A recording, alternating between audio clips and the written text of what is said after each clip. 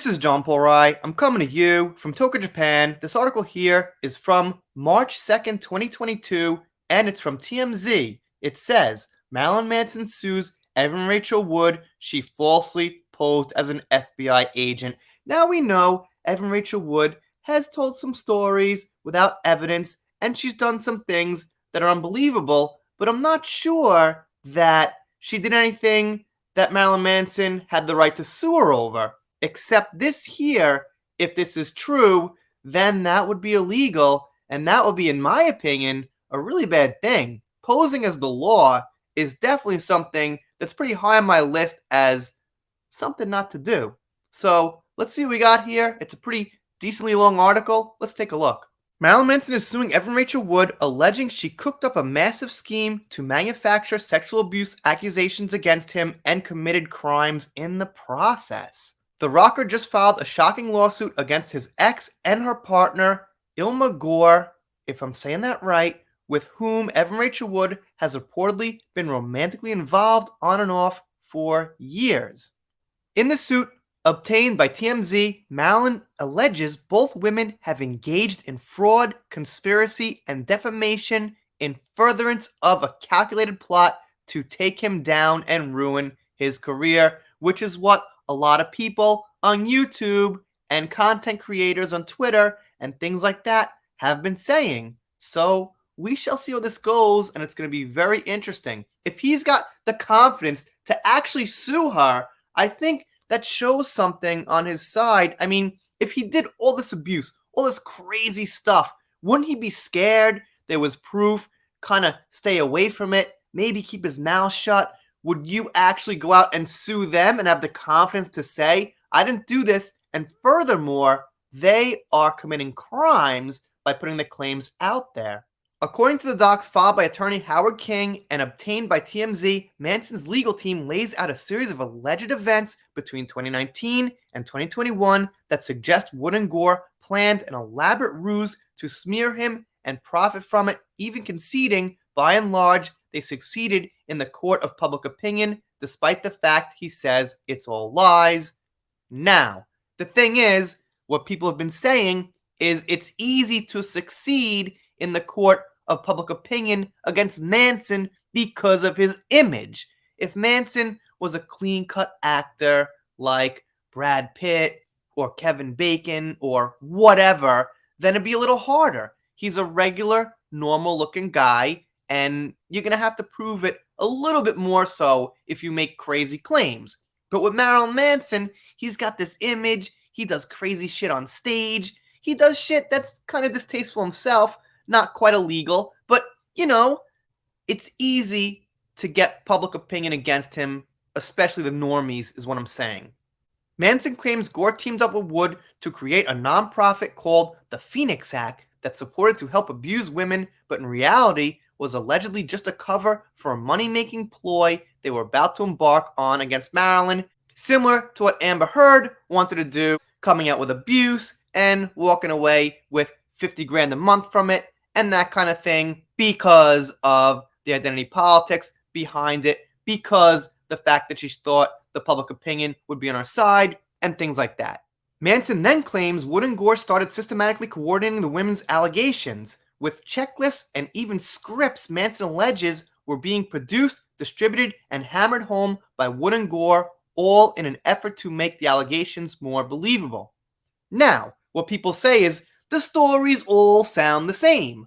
Well, yes, if they handed out one script and one story to follow, and a couple of details for everyone to say, then the stories would all sound the same. Honestly, if they sounded a little bit different, that might be more organic and natural because, you know, slightly different things would happen with slightly different people. But if they have like one blanket statement and one list of details to follow, then that will be a little bit easier actually to stick together. Perhaps the most shocking part, Manson alleges Wood and Gore literally concocted a fake letter from the FBI which they posed as a real agent and alluded to a criminal investigation of Manson while also making it seem Wood and or any of his alleged victims and their families might be in danger. That's always a thing. They're in danger. They're in danger. Marilyn Manson's gonna stop his career, his album making, whatever he's doing, and go threaten these people and harm them. When I'm not sure he has a record of actually hurting anybody, aside from shows, I'm sure things got rough, maybe mosh pits, people jumping on stage. I'm not talking about concerts, but aside from that, in his private life, there's nothing that really stands out that I can think of, and nothing his opponents have actually put out there that I could think of. Manson says Wood and Gore forged his agent's signature, who Manson says later confirmed she never wrote it and then distributed it among alleged victims, as well as media members, again, all to make his story about Manson seem credible and serious. Of course, Manson has since fallen in the crosshairs of the LA County Sheriff's Department, which carried out a very real raid on his home last year. But as far as any FBI probe, Manson and co. say that's total BS and that Wood/Gore were trying to drum up hysteria. Once again, he's got to pay the real life price for their claims. And if they're true, they're true. But you shouldn't have to pay a price before they're proven in a court of law. And that's really why I tend to lean towards Manson's side here, is because he's already paid the price. People have assumed that they're true. And that's the wrong order of events. So if someone asks, how come, you support Johnny Depp, but you also support Manson? Well, because he hasn't been proven guilty in a court of law, and I grew up with the assumption that you're innocent until proven guilty. And if you haven't, then we're on the wrong page. Sorry. Let's see what else we got. There's more. Manson claims that Gore actually created fake email accounts to pose as him and then fabricated correspondence full of compromising content, including pornographic material, threats, admissions, etc., that Marilyn says were explicitly being exchanged as if it was him to further make it seem like he was a monster. We've heard that before. And to plant evidence that he'd left a damning paper trail. Manson says none of that stuff is real. Other crimes Manson claims Gore committed, allegedly hacking of personal computer files and social media accounts he runs, as well as unauthorized use of his SSN.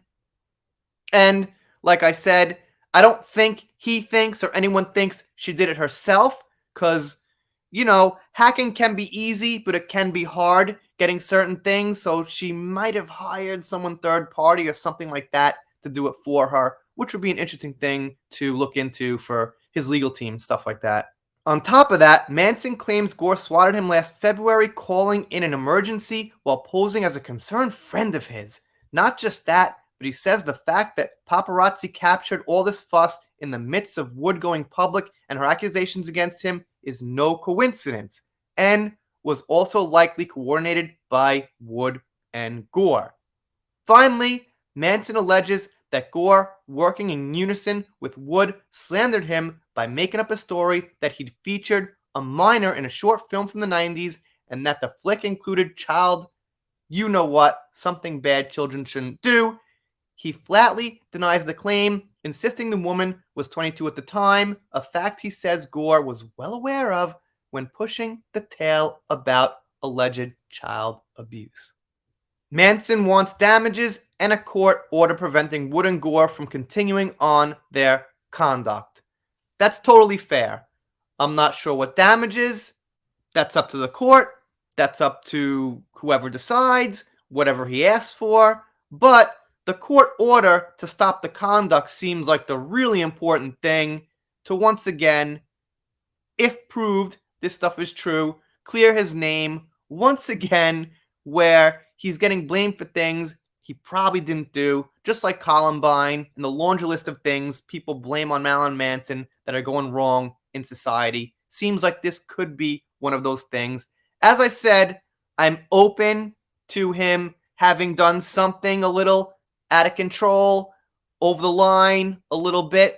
But like I said, these days, because of Amber Heard, I need evidence. I can't just believe everything I hear, or the next person can just accuse the next man of something, and then I got to believe that. No, I got to have evidence these days.